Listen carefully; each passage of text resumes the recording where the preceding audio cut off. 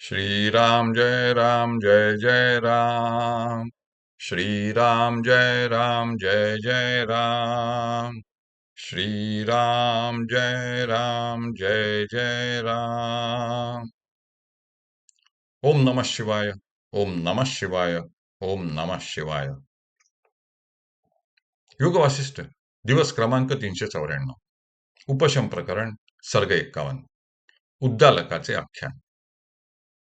उद्दालक पुढे म्हणाला, क्रीडा करण्यात दंग झालेल्या मुलाकडे पाहणाऱ्या मनुष्याला ज्याप्रमाणे हसू येते, त्याप्रमाणे जगातील भूतमात्रांची असन्मय बाह्य प्रवृत्ती पाहून मला केव्हा बरे हसू येईल? विकल्प जालामध्ये गुरफटून जाऊन आंदोलन करणारे माझे मन केव्हा बरे शांत होईल? चित्तामध्ये आत्मस्वरूपाचा उदय होऊन त्याच्या स्फुरणामुळे जगताच्या गतीकडे उपहासपूर्वक अवलोकन करीत असता ब्रह्मांड हेच ज्याचे शरीर आहे, अशा भगवंताप्रमाणे मी पूर्णात्म्यामध्ये केव्हा बरे रममाण होऊ लागेन? परमात्म्याशी समरस होऊन त्याच्या ऐश्वर्याने युक्त होऊन आणि सर्व विषयांसंबंधाने निस्पृह बनून मी केव्हा बरे शांत स्थितीप्रत जाऊन पोहोचेन? शेकडो आशापाशांनी युक्त असलेल्या ह्या दृश्यरूपी वैभवाकडे गाढ निद्रावस्थेप्रमाणे निश्चल दृष्टीने पाहत मी आपल्या अंतरात्म्याच्या निरुपाधिक स्थितीमध्ये केव्हा एकदाचा स्थिर होईन? माझ्या मनातील सर्व तऱ्हेचे संकल्प निरास पावल्यामुळे ह्या सबाह्य अभ्यंतर विश्वाकडे मी चिन्मात्र भावनेने केव्हा एकदा पाहू लागेन असे मला झाले आहे. माझे चित्त सर्वस्वी शांत होऊन आणि जन्मांधतेप्रमाणे असलेले अनादि अज्ञान निर्मूल होऊन परमचित स्वरूपात जाऊन पोचल्यामुळे मला सर्वत्र भगवद रूपाचे दर्शन केव्हा होऊ लागेल?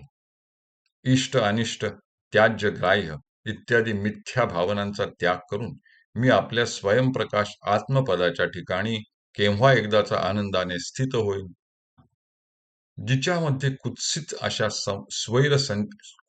जिच्यामध्ये कुत्सित आशा स्वैरसंचार करीत आहे आणि जी जाड्याच्या योगाने हृदयाला जर्जर करून सोडते, अशी अविद्यारूपी कृष्ण रात्र केव्हा क्षय पावेल? एखाद्या पर्वताच्या गुहेत जाऊन माझी मनन क्रिया केव्हा बंद पडेल आणि माझे मन निर्विकल्प समाधीमध्ये केव्हा बरे स्थिर होईल? ज्याच्यामधून अभिमान वृत्तीरूपी मदप्रवाह सतत वाहत आहे, असा माझा उन्मत्त अहंकार परमार्थ ज्ञानप्राप्तीने केव्हा बरे ठार मारला जाईल? माझे चित्त संकल्परहित होऊन पूर्णात्म्याचे ध्यान करण्यात व परमात्म चिंतन करण्यात निमग्न झाल्यामुळे अचल झालेल्या माझ्या शरीरावर वनातील पक्षी निःशंकपणे केव्हा विश्रांती घेऊ लागतील? सारांश म्हणजे तृष्णा, काम, क्रोध, असूया इत्यादी विकारांनी जर्जर केलेला हा जन्ममरणरूप संसार सागर मी केव्हा एकदा तरून जाईन असे मला झाले आहे. अशा रीतीने चिंतन केल्यावर उद्दालक ब्राह्मणाने त्या अरण्यात बसून पुन्हा पुन्हा ध्यानाभ्यास करण्यास सुरुवात केली. परंतु माकडाप्रमाणे चंचल असलेले त्याचे चित्त पुन्हा पुन्हा विषयोन्मुख होऊ लागल्यामुळे त्याने चित्ताला ध्यानामध्ये निमग्न करण्यासाठी शिकस्त केली, पण त्याचा काही उपयोग झाला नाही. त्यामुळे त्याला समाधी स्थितीमधील दिव्यानंद प्राप्त होईना.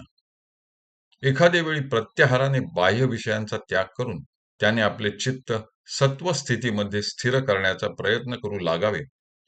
तो चित्तात रजोगुणी आणि तमोगुणी वृत्तींचा उदय होऊन ते समाधी स्थितीमधून मागे फिरे. कित्येक वेळा योगाभ्यास करीत असता तेजाचा उदय होतो न होतो तोच त्याचे चंचल चित्त विषयोन्मुख होत असे. कित्येक प्रसंगी ब्रह्मस्वरूप किंचित अभिव्यक्त झाल्यामुळे त्याचे मन अंधकाराचा अंशतः निराश करी. परंतु तितक्यात त्याचे मन विषयलंपट होऊन नको त्या विषयावर जाऊन बसे. केव्हा केव्हा त्याचे मन बाह्य आणि आंतर विषयांचा त्याग करून अज्ञानाचा अंधकार आणि आत्मज्योती यांच्या संधीमध्ये बराच वेळ स्थिर राहत असे. म्हणजे स्वरूपानुसंधान करता करता त्याला अखेर गाढ निद्रा येत असे. अशा रीतीने उद्दालक ध्यानाचा नित्य अभ्यास करीत असता त्याचे चित्त विक्षेपांच्या योगाने पर्याकुल होऊन व ध्यानापासून च्युत होऊन विषयवृत्तीरूपी दरीमध्ये कोसळून पडे. क्वचित ते ध्यानामध्ये स्थिर होते न होते तोच तृष्णेच्या आघातांमुळे ते हेलकावे खाऊ लागे. याप्रमाणे आपले मन निरंतर विचलित होत आहे असे पाहून उद्दालक मुनीला अत्यंत खेद झाला.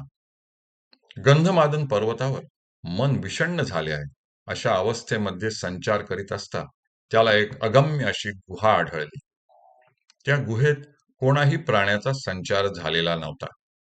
ती गुहा पूर्वाभिमुख असून तिच्या पश्चिम भागी असलेल्या गवाक्षामधून सुगंधी वायू वाहत होता. त्यामुळे तेथे अतिशय उष्णताही नव्हती आणि थंडीही नव्हती. गुहेच्या प्रवेशद्वारी मंजिऱ्या लोंबत होत्या व सुंदर फुलझाडे होती. गुहेचा आतील भाग रत्नदीपांच्या योगाने प्रकाशित झाल्यासारखा दिसत होता. त्यामुळे ती गुहा उपशम स्थिती प्राप्त करून घेण्याला अनुरूप असून ब्रह्मदेवाला देखील विश्रांती घेण्यास योग्य आहे असे उद्दालकाला वाटले. हरि ओम तत्सत. हरि ओम तत्सत. हरि ओम तत्सत.